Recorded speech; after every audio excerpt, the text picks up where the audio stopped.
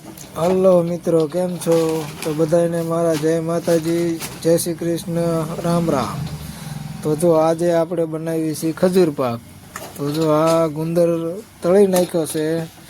ગુંદર તળી હવે આ ખજૂર શેકે છે. અને શું કરે છે? લીધું તળસ કે શેકે? શેકે આ ઘીમાં શેકે છે. તો જો અમારે ચોખ્ખા ઘીનો ખજૂર પાક અત્યારે બનાવી છે.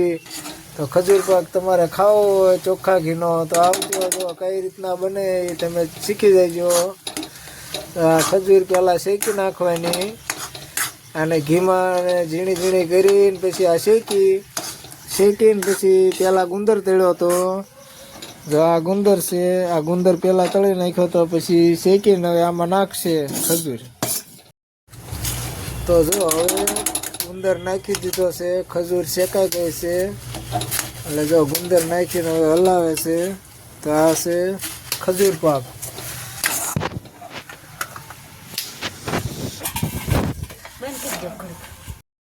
તો જો હવે ખજૂર પાક બની ગયો છે. હવે જો આ લોટાઈથી હરખો કરે છે, થાળીમાં નાખી દીધો છે. કળશે કરીને ઓલો કરે છે એટલે બટકા પડી જાય છે. પછી આ બટકા થોડાક ઠંડુ થાય પછી પડે. આને પહેલાં આ રીતના કરવાનું. હજી ગરમ ગરમ છે એટલે સોંટી જાય છે કળશે અરે.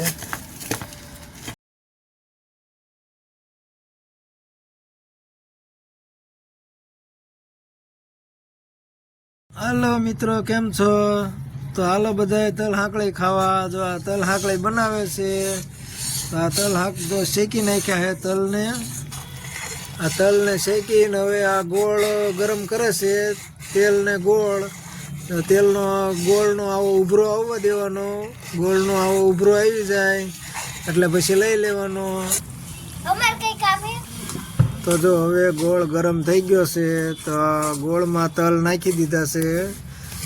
ગોળ ગરમ થઈ જાય, ઉકળી જાય એટલે પછી તલ નાખી દેવાના. જો આ તલ આપણે નાખી દીધા છે.